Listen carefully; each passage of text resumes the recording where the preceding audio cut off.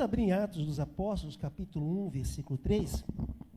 Domingo passado, dei início aqui a uma série de mensagens, portanto, aí tratamos sobre a seguinte questão: Deus existe? Então, é uma série de mensagens, assim, digamos, com ênfase apologética em defesa da fé. E hoje temos Jesus, o Messias, é Ele mesmo o Messias anunciado pelos profetas. Antes de mais nada, eu quero chamar aqui a atenção para algo que eu julgo ser importante para este momento. A nossa proposta não é trazer aqui uma grande ênfase teológica, mas assim, um certo nível de simplicidade, né, temos uma fé que se justifique. Por que cremos em Jesus? Por que cremos em Deus? Por que então estamos servindo ao Senhor?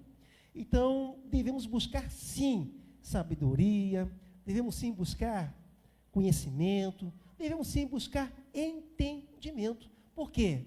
Porque a fé do cristão não é um salto no escuro. Os irmãos já me ouviram falar isso aqui algumas vezes, que há um filósofo dinamarquês que no passado disse o seguinte, que a fé é um salto no escuro. Não é um salto no escuro. A fé é um mergulho na luz, se eu posso assim dizer então. Na luz de Deus, na verdade de Deus. Tanto é que o apóstolo Paulo nos fala em Romanos 12 a respeito de um culto que é racional. Vejamos só, ainda recentemente eu estava ouvindo um pregador cuja ênfase foi: o arrebatamento não vai acontecer. Aí eu falei assim, pensando, como que um pastor, ele vai assumir o púlpito de uma igreja, com o microfone na mão, e tem coragem de dizer que o arrebatamento não vai acontecer? Aí imediatamente eu me lembrei do que está escrito. Paulo escreveu na igreja de Tessalônica, que por ocasião da vinda de Jesus, os que morreram em Cristo ressuscitarão primeiro. Depois nós, os que estivermos vivos, teremos o corpo o quê?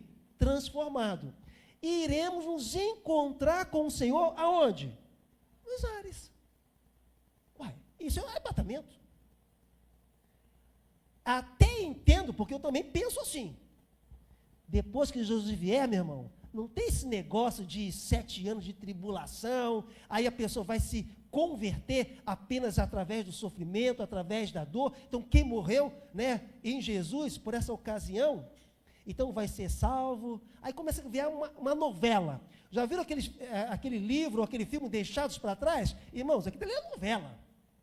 Aquilo é novela, porque quando Jesus vier, meu querido, acabou o tempo da salvação. Ah, mas a pessoa vai se converter por causa de um martírio. Meu querido, a pessoa só pode se converter através da ação do Espírito Santo. Aí, essa teoria diz que o Espírito Santo vai ser retirado. Aí vai ser retirado, mas vai se converter alguém como? Como? Como que alguém vai se converter sem a ação do Espírito Santo? Alguma coisa nessa teoria está errada, é claro. Mas negar o arrebatamento, não tem como. Tem coisas que são discutíveis. São coisas que a gente pode, né, de repente, caminhar para uma direção, outra pessoa numa outra direção diferente, mas tem assuntos que são inquestionáveis. Não tem o que discutir. Então, os que morreram em Cristo ressuscitarão primeiro. Os que estiverem vivos terão o corpo transformado. E irão se encontrar com o Senhor nos ares. Aí lá no Apocalipse diz, né, que a Santa Jerusalém vai descer. E em Judas nos fala também que os seus santos anjos, os cristãos, né, virão com o Senhor Jesus nos ares. Então dá certo. Vamos primeiro para o ar, depois nós vamos voltar. Não tem problema ninguém pensar assim. Agora, sem novela. E também sem negar o que está escrito, né? Se alguma coisa eu não consigo explicar, o problema não está na Bíblia, o problema está em mim, em alguma limitação minha. Então, estou trazendo isso aqui à luz, por quê? Porque a nossa fé não pode ser cega. A nossa fé ela tem base. Por exemplo, aos quais também, depois de ter padecido, quem é que padeceu? Jesus. O autor aqui do livro dos Atos dos Apóstolos foi o doutor Lucas, o evangelista Lucas, os quais também, depois de ter padecido, apresentou-se vivo, Jesus, na ressurreição. Olha só que coisa linda, com muitas infalíveis provas. Então, sendo visto por eles por espaço de 40 dias. E falando das coisas concernentes ao reino de Deus. Deus abençoe assim a sua palavra ao nosso coração. Amém. Jesus é o Messias prometido. Aquele que foi anunciado pelos profetas de Deus no Antigo Testamento. Que base nós podemos ter para estarmos realmente justificando a nossa fé nesse sentido? Muitas vezes, como eu disse, o diabo ele vai semear algumas dúvidas no nosso coração. Será que é assim mesmo? Domingo passado eu disse a respeito de um pastor que questionou a escrita literal de que Jesus caminhou sobre as águas. E hoje mencionei aqui de um pastor que questionou a respeito do arrebatamento, como que negando, não, isso não vai acontecer. O diabo lança dúvidas no nosso coração.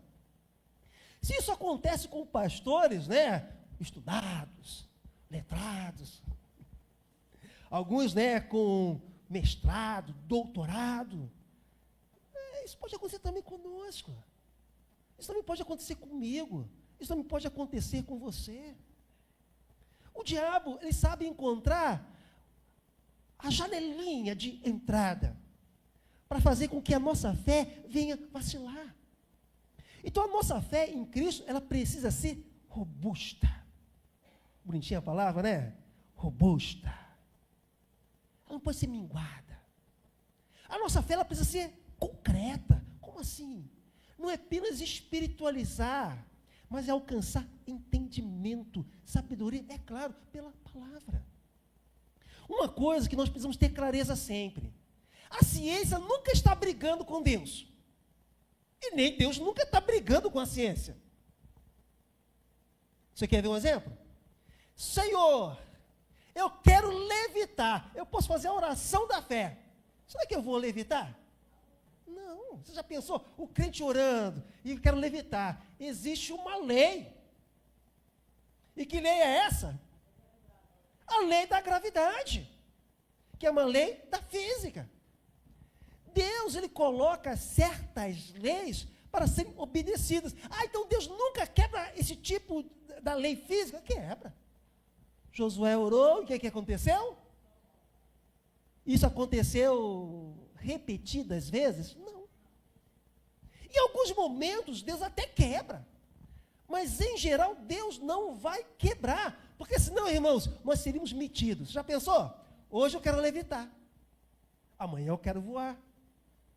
Sem avião. Sem asas. Eu sei que um dia eu vou voar. Para me encontrar com o Senhor. De acordo com o que Paulo escreveu à igreja de Tessalônica. Mas há uma lei que precisa ser obedecida. Mas isso nos leva a pensar. Eu, às vezes, menciono aqui a igreja, eu acho que sempre vale a pena também relembrar, de John Stott, que escreveu um pequeno livreto, um pequeno livro, tá? É intitulado Crer é também pensar. E é verdade, irmãos, nós não temos uma fé ignorante. Olha só que Lucas escreveu aqui, em Atos dos Apóstolos, seu capítulo 1, versículo 3, com muitas e infalíveis provas. Deus deu evidências da ressurreição de Cristo Jesus, por exemplo. Então, quando nós estamos atentos a isso, nós vamos chegando também àquela conclusão que, de fato, a nossa fé não é cega, ela tem fundamento, ela tem uma base. Eu não quero que ninguém seja teólogo, não é isso. Mas eu vou enumerar aqui alguns pontos que nos ajudam a caminhar nessa fé com entendimento. E isso é para a nossa inspiração, é para o renovo, sabe, de uma experiência com o Senhor. A primeira coisa que eu quero dizer é o seguinte: Jesus foi anunciado pelos profetas. Vamos dizer isso em uma só voz? Jesus foi anunciado pelos profetas. Há certos teólogos que dizem o seguinte: há 300 profecias relacionadas à pessoa de Cristo Jesus, antes de Jesus ter nascido. Homens de Deus se levantaram e deixaram algum anúncio, algum aviso, alguma informação a respeito da vida de Jesus. Você vai lendo, por exemplo, o Evangelho de Mateus, lá no início mesmo, e você vai observando que o evangelista se preocupou. Isso aconteceu para que se cumprisse o que está escrito. Já perceberam isso no Evangelho de Mateus? Só o Roberto? Ah, sim. Então você observa isso, que algumas coisas iam acontecendo. E ali o evangelista Mateus, por exemplo, ele se preocupou para que se cumprisse o que está escrito. Por que isso? A nossa fé não é cega. Deus levantou profetas, pessoas que fizeram anúncios a respeito da vida, a respeito do ministério, a respeito da morte. E nós iremos passar aqui nesta manhã pensando nas 300 profecias a respeito de Cristo? Não. Não dá tempo. Mas vamos conferir duas.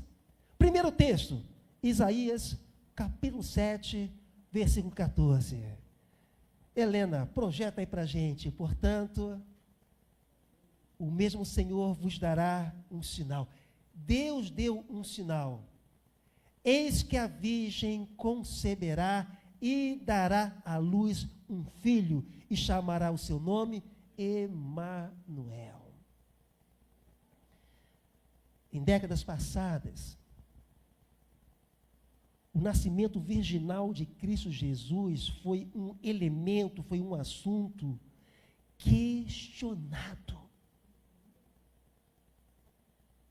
O gnosticismo, por exemplo, na época dos apóstolos, dizia o seguinte: que Jesus de fato não nasceu de uma mulher, mas que Jesus desceu do céu em Cafarnaum. Não em forma física, mas com uma aparência humana. Apenas com uma aparência humana. Isso é, na verdade, todo um esforço do inimigo de nossas almas em lançar dúvida, em lançar incredulidade no coração do homem. Há um determinado autor que escreveu vários livros teológicos, inclusive, sabe, uma espécie de um compêndio, né, da língua grega. Isso para ajudar a igreja do Senhor, mas ele mesmo questiona o nascimento virginal de Cristo Jesus. Ou seja, Jesus não nasceu de uma mulher virgem. Mas conforme o profeta Isaías, o Messias prometido haveria de nascer exatamente passando por esse milagre extraordinário. E quando Jesus nasceu, vemos perfeitamente um embate que José teve em seu coração. Ele intentou no seu coração deixar secretamente Maria, porque quando Maria ficou grávida, ele também não aceitava essa ideia de que o que estava nela foi concebido pelo Espírito Santo. Ele também não aceitava. Mas, de noite, em um sonho, numa visão, um anjo do Senhor lhe apareceu dizendo: não temas receber Maria por tua mulher, porque o que está nela foi concebido pelo Espírito Santo. Um outro texto muito significativo é o texto de Miqueias, capítulo 5, versículo 2, que nos fala exatamente do lugar do nascimento de Cristo Jesus. E tu, Belém Efrata, posto que pequena entre os milhares de Judá, de ti me sairá o que governará em Israel. Então, antes do nascimento de Jesus, Miqueias não conheceu José, Miqueias não conheceu Maria, mas Miqueias sabia que o Messias prometido haveria de nascer em Belém.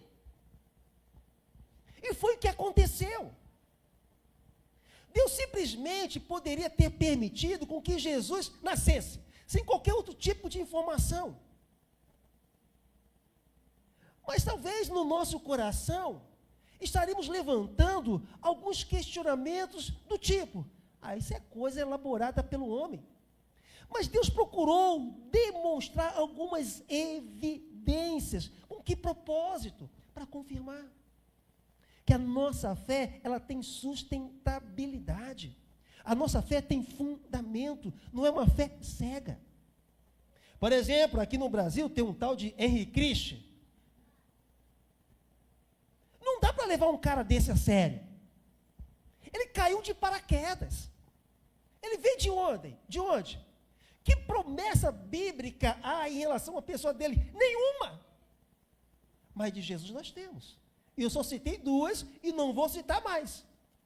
Como disse, de acordo com alguns teólogos, há cerca de 300 profecias relacionadas à pessoa, ao ministério e à obra de Jesus. Então, nossa fé tem o quê? Fundamento.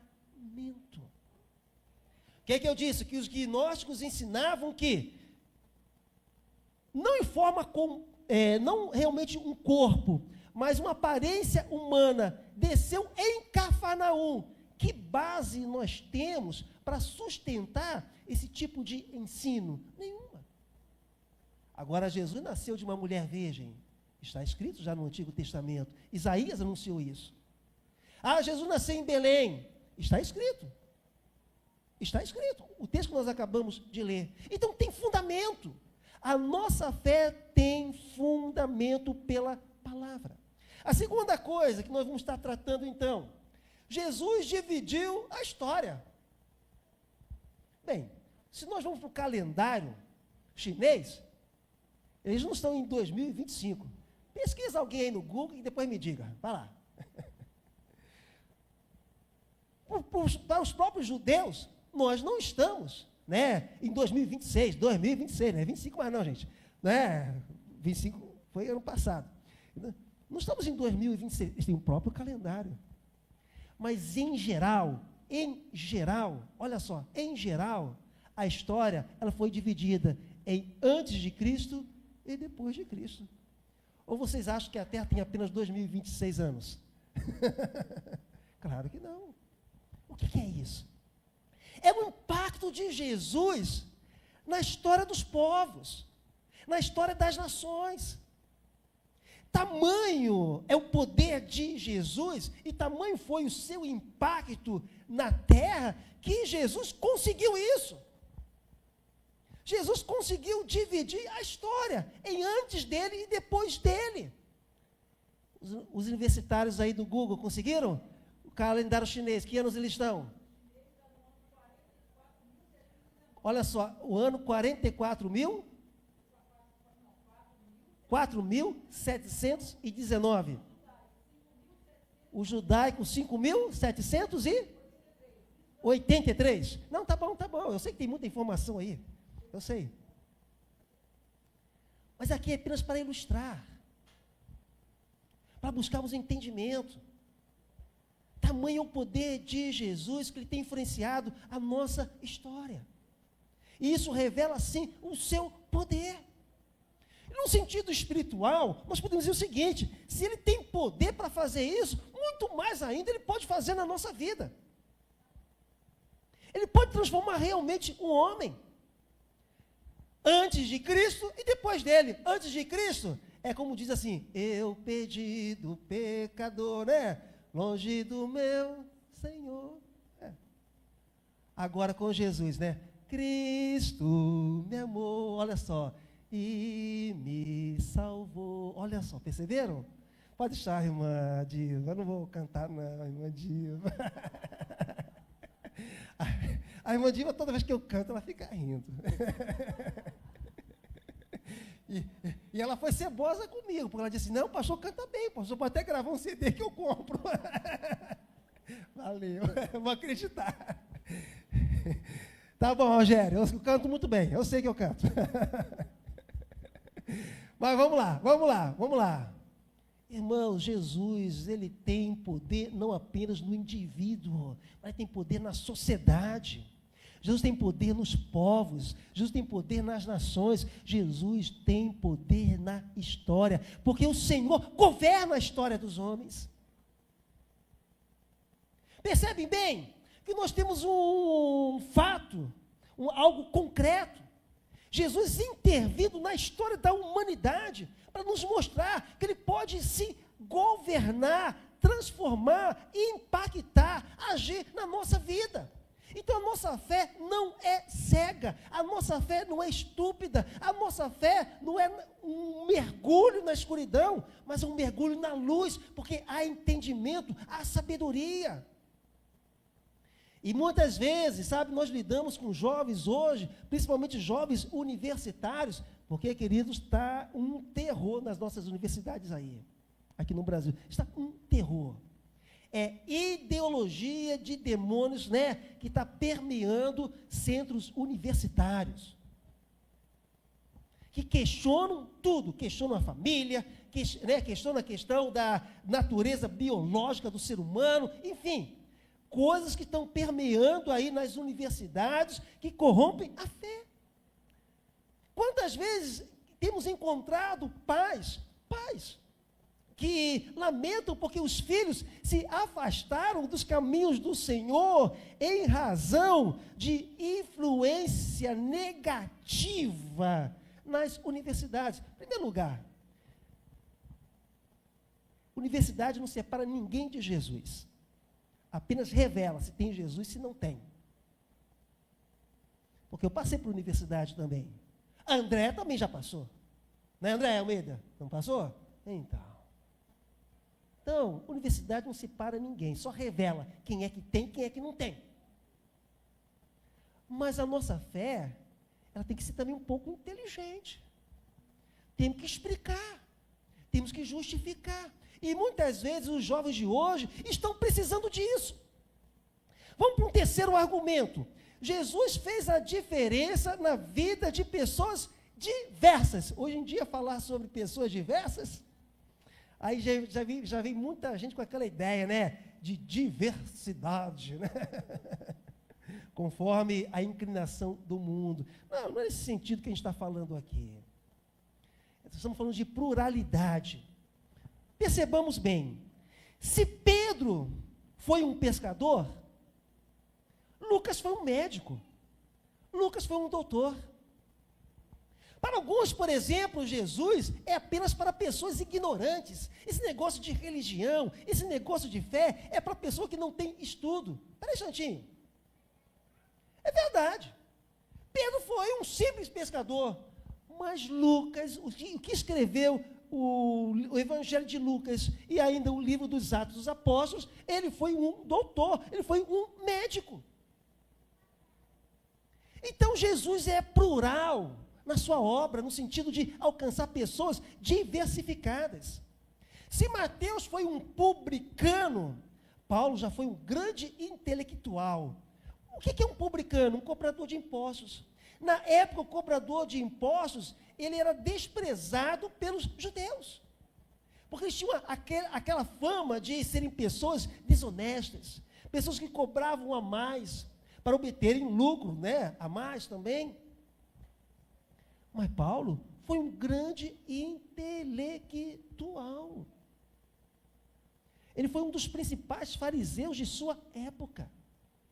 Ele foi um grande conhecedor da lei de Moisés. Mateus, nem tanto assim. Mas Paulo foi um grande intelectual. E se nós pensarmos bem, não é muito diferente nos dias de hoje. É verdade que em população mais carente, parece que as igrejas estão avançando mais, mas não é um problema aí no sentido de que Jesus engana as pessoas mais carentes. Não é isso. É porque geralmente pessoas mais abastadas são mais arrogantes. São pessoas mais orgulhosas. São pessoas assim autossuficientes, acham que não precisam de ninguém. Alguns chegam a dizer o seguinte, ó, eu buscar Deus, não, meu Deus está aqui no bolso, aí coloca a mão no bolso para dizer o seguinte, olha, é disso aqui que eu preciso não preciso de um ser superior, eu não preciso de uma divindade, eu não preciso de religião, eu não preciso de Deus.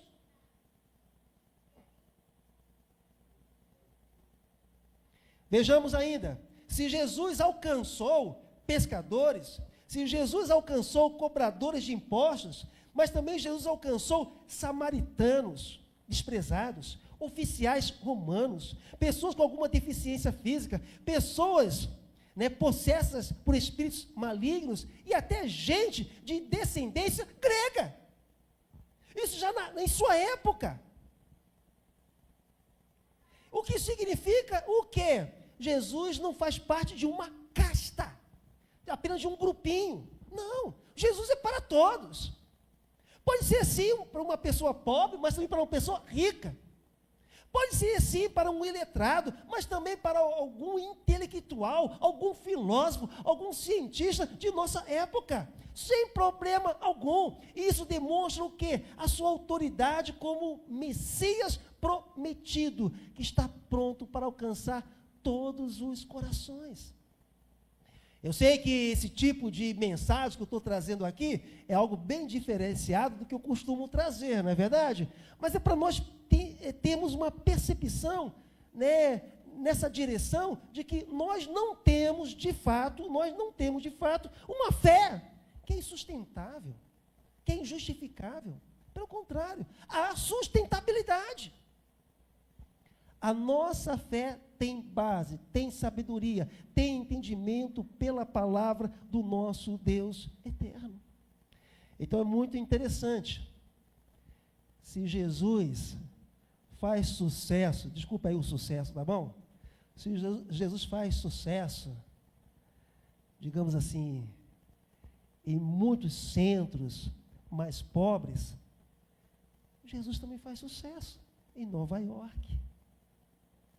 Jesus também faz sucesso. Desculpa aí o sucesso. É só para você entender. Ele é aceito também em Londres. Não é só na África, mas é também na Europa.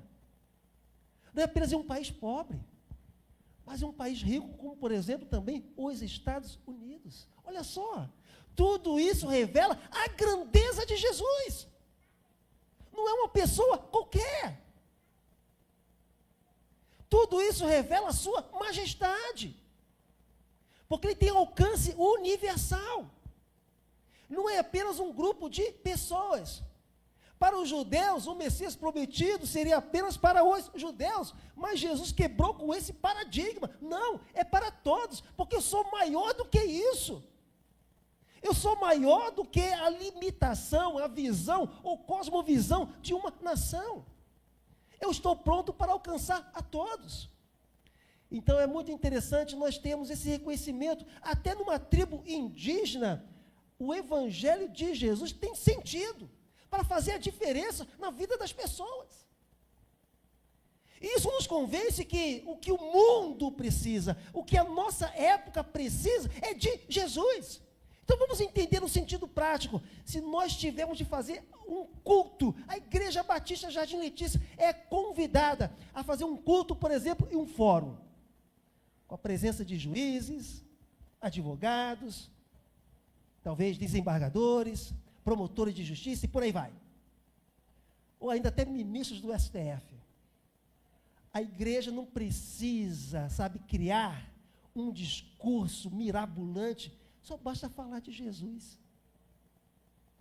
Tem gente que pensa assim, bem, para o mais pobrezinho, vamos falar de Jesus. Aí lá para o mais rico, vamos falar de Platão, de Sócrates. Aí depois vão, a partir deles, caminhar para Jesus. Não, irmãos. O evangelho que serve para um é o que serve para todos. Porque o que o mundo precisa é de Jesus. É isso que o mundo precisa. O mundo não precisa de mais intelectuais. O mundo precisa de Jesus. O mundo não precisa de mais ciência, em termos de mudança de coração. O mundo precisa de Jesus, porque Jesus é para todos. Isso demonstra que Jesus tem alcance universal. Amém? Vamos para um outro ponto também que eu julgo ser interessante considerarmos. Jesus e os intelectuais. Eu não sei quantos de vocês já ouviram falar de Jean-Jacques Rousseau. Quantos já ouviram falar aqui dele? Pouquíssimas pessoas, né? É um intelectual, é um pensador. E olha só, teria sido, ele disse, um milagre maior inventar uma vida tal como a de Cristo do que ela existir. Eu vou repetir, a irmã André, o medo está dando um sorriso, uma risada aqui, né, que demonstra que ela entendeu. Entendeu, né, irmã André Almeida? Entendeu, então eu vou repetir, olha só. Porque eu também fiz a mesma coisa, dei uma risada. Falei, é verdade, é verdade. Teria sido um milagre maior inventar uma vida tal como a de Cristo do que ela existir. Se Jesus é uma invenção dos homens, quem inventou, eu vou dizer, é um gênio, merece um Oscar, merece um Globo de Ouro,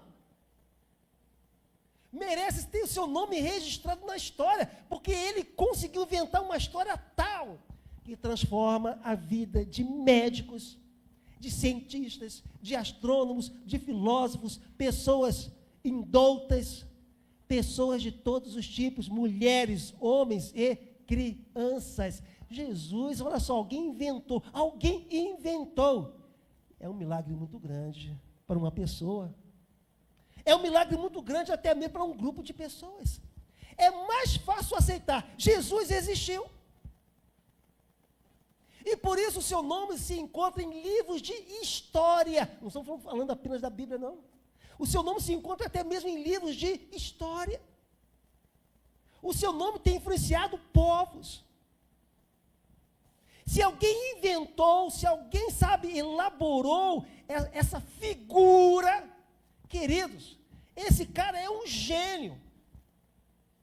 É mais fácil acreditar que ele existiu de fato do que acreditar, porque aí vai ter que ter muito mais fé. Alguém inventou. Porque o ser humano não tem condições de criar uma história tamanha, uma história tão magnífica, uma história tão extraordinária, que possa mudar a vida das pessoas. Entenderam? E quem disse isso foi um pensador chamado Jean-Jacques Rousseau, autor do livro, por exemplo, Contrato Social. Né? Um pacto social, a ideia é essa, né? De um contrato, de um pacto social. Quem gosta aí de sociologia, né, entende melhor do que eu estou dizendo. Um outro intelectual do passado, Pascal, ele disse o seguinte: fora de Jesus Cristo, não sabemos o que é a nossa vida, nem a nossa morte, nem Deus, nem nós mesmos. Eu vou explicar por que eu estou fazendo essa citação aqui. Há 3 perguntas que permeiam a filosofia. De onde vim? De onde vim? Por que existo? Para onde vou? Lidar, por exemplo, com a experiência da morte é algo muito difícil se nós não tivermos Jesus no nosso coração. Você imagine, por exemplo, um pai ou uma mãe que perdeu o seu filho ainda bebê. Que esperança tem essa pessoa ou esses pais se não depositam a sua fé em Jesus, se não têm conhecimento da palavra de Deus? Deixa eu fazer aqui uma pergunta para você. Quando um bebê morre, ele vai para o céu ou vai para o inferno? Fala, para o céu. É porque é um anjinho? Sim ou não? Não Não, bebê não é anjinho. Mas por que vai para o céu? Por que vai para o céu? Porque Jesus morreu por todos. Ela não tem condição de compreender o Evangelho. Mas o poder do Evangelho, o poder da obra de Jesus, alcança aquele bebê. Agora vamos lá. A pessoa está na sua idade da consciência. Ela nega a Cristo. Ela vai para onde? Para o céu ou para o inferno? Inferno. Mas se ela recebe a Cristo, ela vai para onde? Vai para o céu. Isso não é paz para o nosso coração? Eu recebi Jesus. Eu vou para onde? Caminhando eu vou para Canaã. Aí, irmã Diva, me ajuda aí, irmã Diva. Caminhando eu vou. Vai, irmã Diva, vai. Ó, vou te chamar aqui na frente, hein? Para Canaã. O que nos dá essa certeza? É Jesus no nosso coração. É Jesus na nossa vida. Você observa? Com Jesus há respostas para os principais dilemas da vida. Com Jesus, sabe, há clareza, há entendimento, algo se descortina. Então, começamos a ver, começamos a enxergar, começamos a reconhecer o que Deus tem nos preparado em Cristo. Então, sem Jesus Cristo, a nossa vida, sabe, na nossa vida não teríamos resposta em relação à morte, nem mesmo em relação a Deus, nem mesmo em relação a nós mesmos. Talvez, sabe, seria algo mais ou menos assim. Eu sou que nem um cachorro, eu sou que nem um urso, eu sou que nem um elefante, eu sou apenas um ser vivo, mas um ser animal. Mas não, nós temos clareza pela palavra de Deus. Nós fomos criados à imagem e semelhança de Deus. Há respostas. É trágico ter que lidar com a realidade da morte sem Jesus no coração. É trágico. É doloroso. É pesado demais. Estão lembrados? Quantos ricaços aí estão assinando algum contrato de após a morte para que o corpo seja congelado, para que no futuro, caso alguém descubra como reverter a morte, né, o seu corpo não venha a ser desfeito pela terra. Então vamos congelar. Irmão, isso é triste demais. Se eu morrer, pode queimar. Se eu morrer, pode jogar no meio do mar. Se eu morrer, pode jogar lá num terreno baldio. Eu sei que meu espírito vai estar com o Senhor. Acabou. É claro, ninguém vai fazer isso comigo não, tá? Ninguém vai me jogar no terreno baldio. Né? Deixa meu corpo ser consumido pelas minhoquinhas mesmo. Não precisa nem passar pelo fogo também, não. Não tem problema. Mas se passar, irmãos, está tudo bem, porque eu estarei com o Senhor. E se passar, está tudo bem, porque eu estarei com Jesus. E se passar por essas realidades, essas coisas que eu acabei de citar aqui, está tudo bem, porque estarei na glória celestial. Amém, irmãos? E quinto e último ponto, Jesus e sua obra redentora. É incrível como que a mente do ser humano vai longe se não tiver a Bíblia como respaldo. Se eu disse que Jesus, né, os gnósticos ensinavam isso, Jesus desceu com uma aparência humana em Cafarnaum.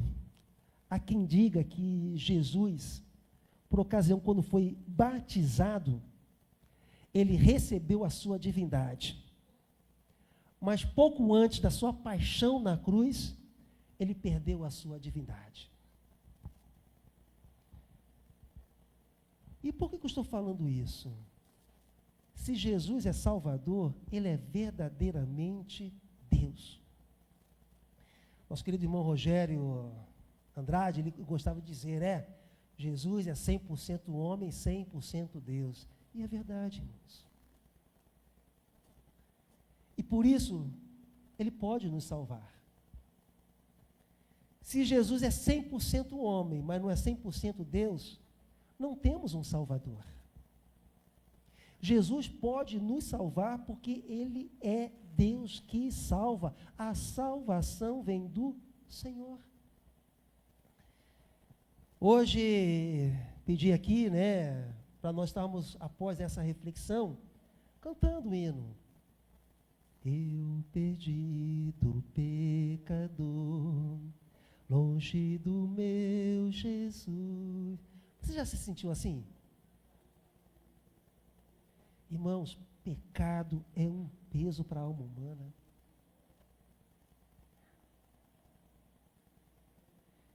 Enquanto o pecado não é tratado no homem, não há paz, não há uma consciência tranquila.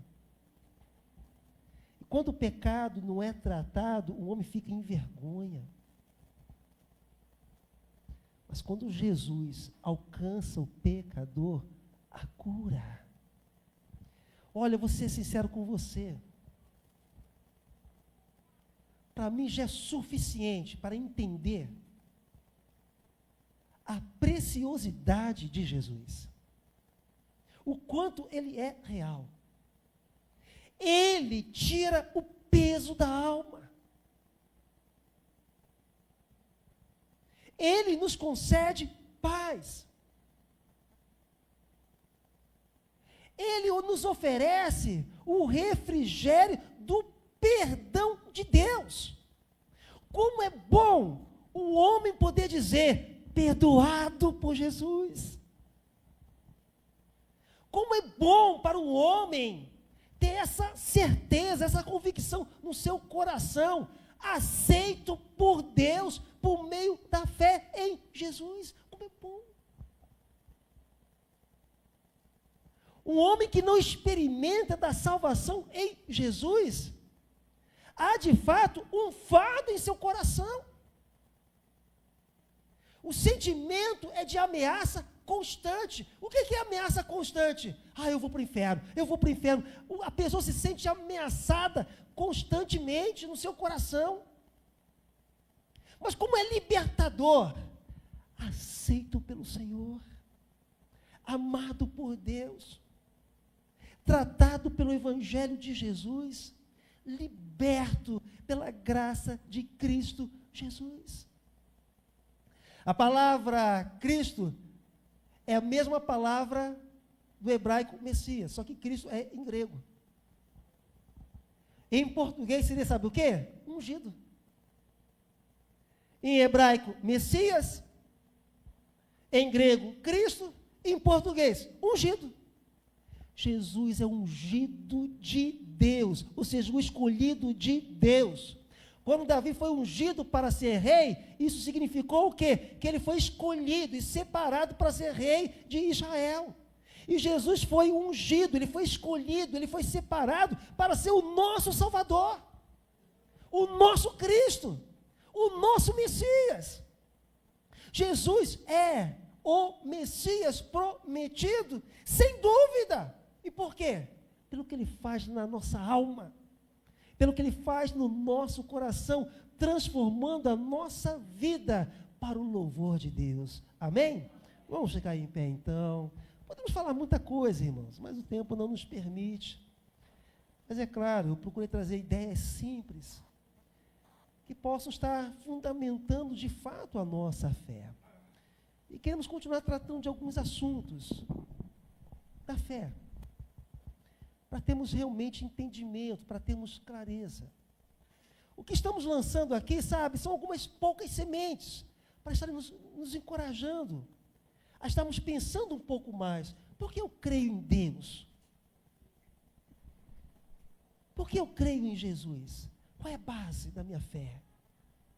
Eu estou mergulhando na escuridão ou estou mergulhando na luz do entendimento? A luz do entendimento da palavra, né? A luz do entendimento da palavra do nosso Deus eterno. Irmãos, muita coisa poderia ser realmente dita. Jesus tem influenciado canções, Jesus tem influenciado a arte, Jesus tem influenciado a literatura, Jesus tem influenciado a história, Jesus tem influenciado povos e nações, Jesus tem influenciado a vida de homens e mulheres de todos os tempos, de todos os lugares, independentemente da faixa etária, independentemente da condição social. Jesus é poderoso para salvar. Amém? Eu vou lançar um desafio. vá para sua casa pensando, que mais poderia ser dito? Que mais poderia ser considerado para justificar a realidade de Jesus? Eu creio em Jesus por causa disso. Há muito mais, irmãos. Isso para quê? Nós estamos renovando a nossa fé nele. Se ele é real, então vamos colocar nossa vida nele. Se ele é real, vamos segui-lo. Se ele é real, vamos aprender dele. Eu não sei se você já parou para pensar nisso, mas parece que às vezes o homem vive como se Cristo não fosse real. Não é? Parece que Cristo não é nem realidade. Se ele é uma realidade, então isso tem que impactar a minha vida. Tem que transformar o meu ser a cada dia. Curva a sua fronte. Veja os seus olhos. Pai, sim, cremos, Jesus é o teu prometido, é o Messias anunciado pelos profetas, é o nosso verdadeiro Cristo Redentor. Queremos abrir o nosso coração para Jesus agora. Queremos ter o nosso desejo voltado para Jesus agora. Queremos aprender acerca de teu filho. Queremos honrá-lo e amá-lo com todo o nosso coração. Pai querido, não queremos argumentos para discutir com incrédulos, não é isso. Mas queremos ser capacitados para darmos testemunho da realidade poderosa e graciosa de Jesus aos homens. O que estivemos meditando aqui no domingo passado e o que estivemos meditando aqui nesta manhã, que isso seja encorajamento para a nossa fé, para que possamos viver com toda a intrepidez espiritual. Cristo é real. Cristo é real. Cristo é real hoje. Foi ontem, é hoje e será assim para sempre. Em nome de Jesus. Amém. Pais queridos.